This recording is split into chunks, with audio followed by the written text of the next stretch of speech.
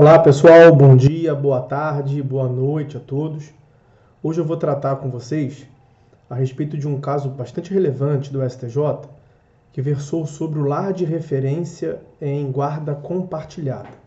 Trata-se de um processo em segredo de justiça, mas como eu acompanho, eu posso lhes dizer que foi o recurso especial 2.038.760. O acórdão nós não vamos ter acesso, porque justamente o processo está em segredo de justiça, como aqui destacado para os senhores, mas versa sobre a definição, na verdade a modificação do lar de referência em guarda compartilhada para o exterior, né?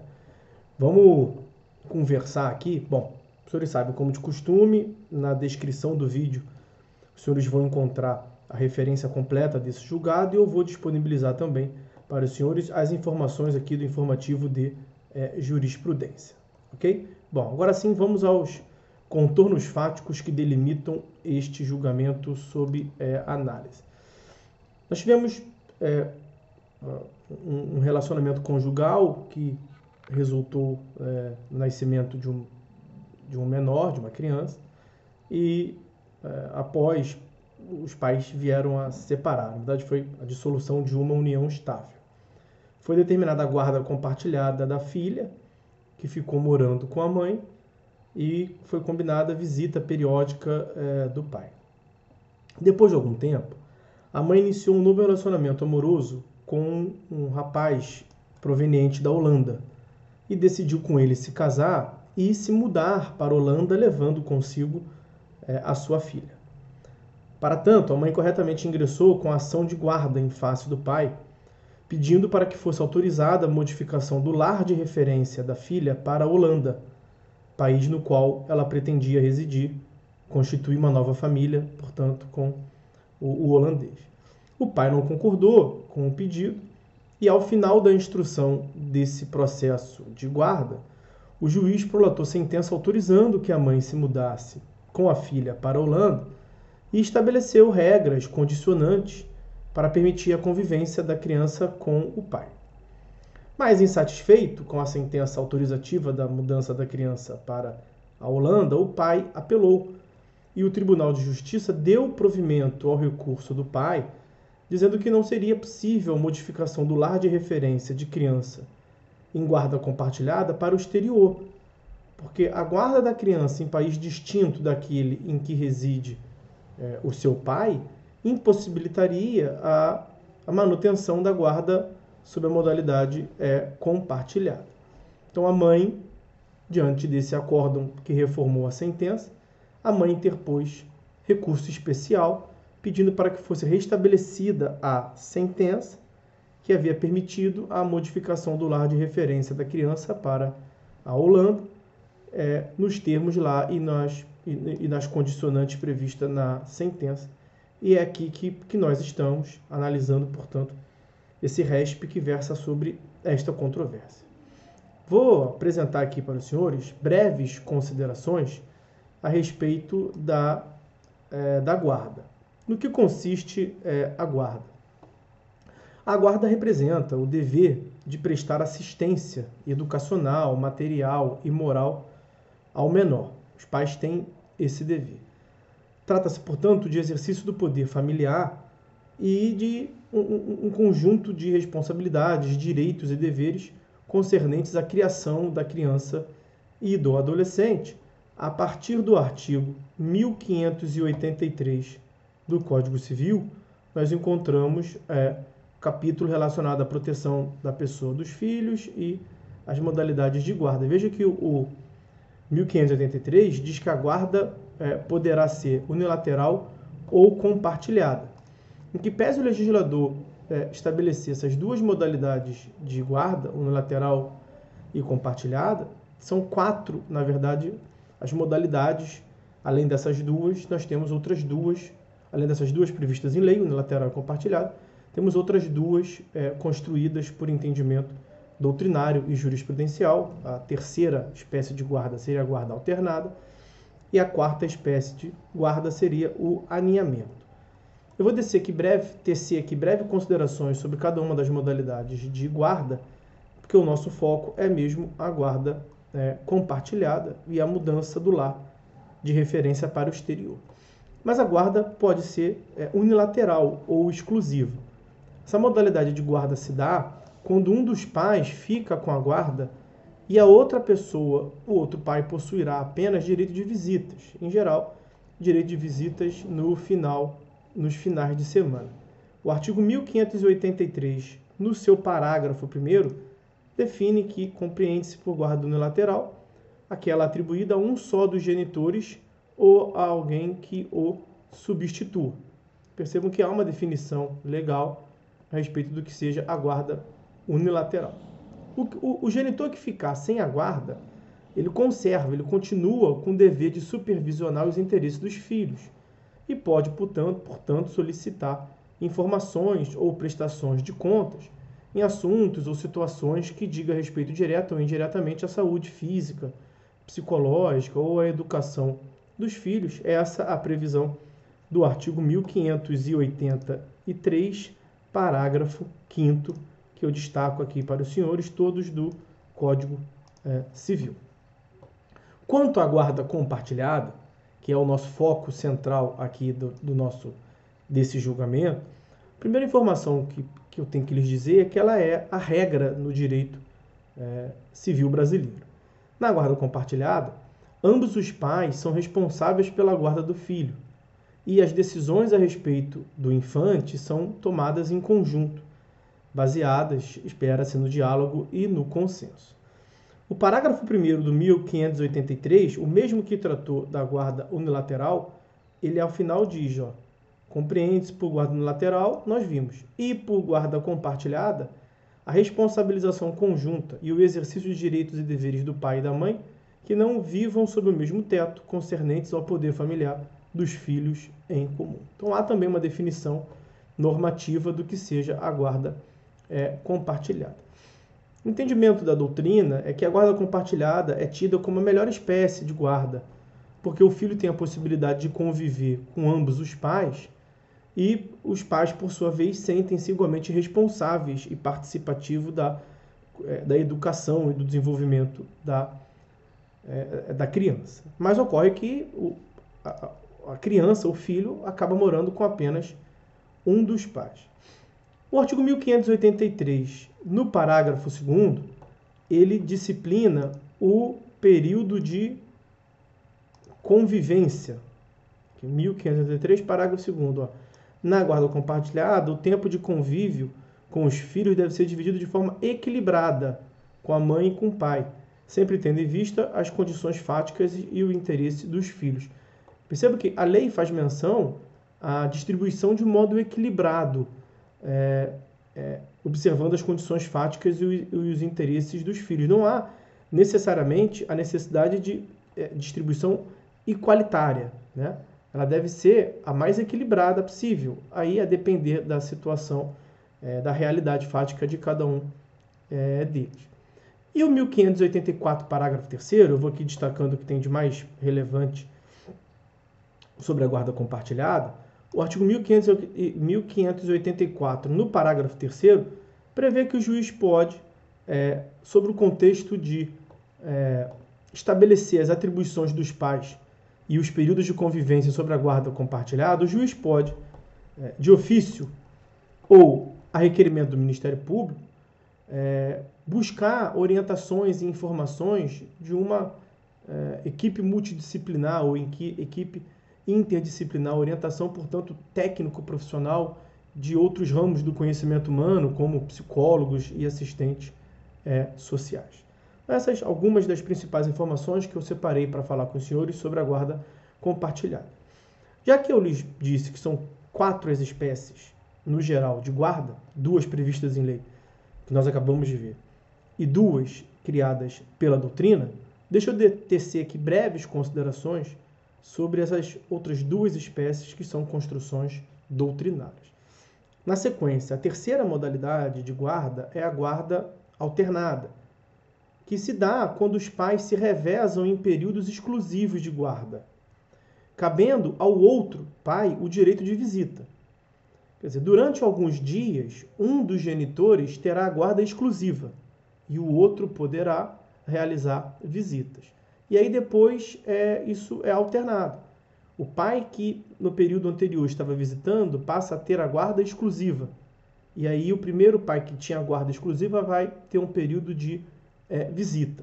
Então há uma alternância entre a guarda exclusiva e o período de visita. Naturalmente, esse modelo ele é bastante criticado pela doutrina, especialmente pelo doutrinador Flávio Tartucci. Ele tem uma crítica muito contundente a respeito dessa modalidade, é muito prejudicial para a criança. Cada hora está sob a guarda de um dos pais. E a outra modalidade de guarda, a última, quarta na nossa sequência, também criado pela doutrina, é o aninhamento, ou também chamado de nidação. Nesse caso, a criança permanece na mesma casa onde morava antes do término da relação conjugal com os pais. E são os pais que, de forma alternada, se revezam na companhia da criança naquele lar de referência, que era aquele em que a criança morava com os pais antes do término da relação conjugal. Então, ao contrário da guarda alternada, então ela é o oposto da guarda alternada, já que são os pais que durante esse período se mudam, e não a criança que muda de guarda definitiva e período de visita entre os pais. A finalidade desse tipo de guarda é diminuir os prejuízos, os transtornos psicológicos para a criança, já que ela conserva o seu lar, ela conserva os amiguinhos da vizinhança e do colégio. Então esse é um modelo de guarda, vamos assim dizer, bem visto pela doutrina. Mas o modelo de guarda tradicional e que virou a regra do direito brasileiro é a guarda compartilhada. Como é que se dá a definição da guarda? Preferencialmente, é de bom tom, espera-se que a definição da guarda se dê por acordo entre os pais. O próprio Código de Processo Civil ele faz menção nos parágrafos do artigo 1584. Então, 1584, veja, parágrafo 1º faz menção a uma audiência de conciliação. Parágrafo 2º, quando não houver acordo entre o pai e mãe sob a guarda do filho, o juiz vai decidir. Então, o que nós temos aqui como regra da leitura combinada desses parágrafos é que espera-se que os pais cheguem a um consenso sobre a guarda. Para isso, até é designada uma audiência de conciliação. E nessa audiência de conciliação, o juiz incentiva, mostrando os benefícios da guarda compartilhada. Então, há um estímulo por parte do juiz previsto em lei para que seja definida a guarda compartilhada, mas precisa que os pais estejam cientes dos benefícios da consequência da guarda compartilhada. Se não houver acordo, é o juiz quem irá fixar a espécie de guarda a ser seguida. E aí, veja, em regra, o juiz não deve conceder a guarda sem ouvir as partes interessadas, sem ouvir a outra parte.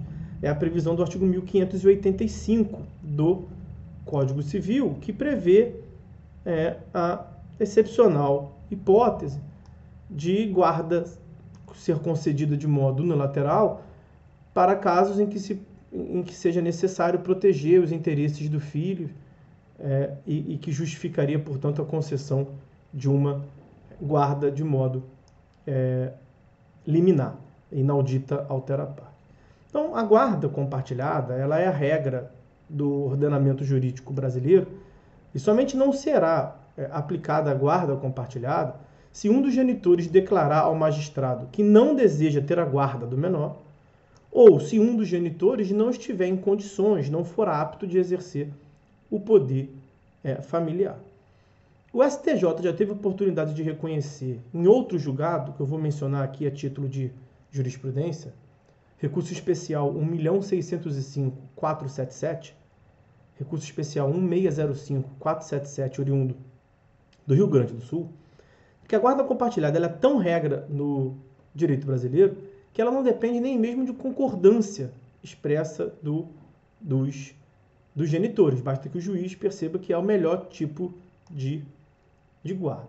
Na guarda compartilhada também não se exige divisão de tempo igualitário quanto ao convívio entre cada um dos genitores e a criança.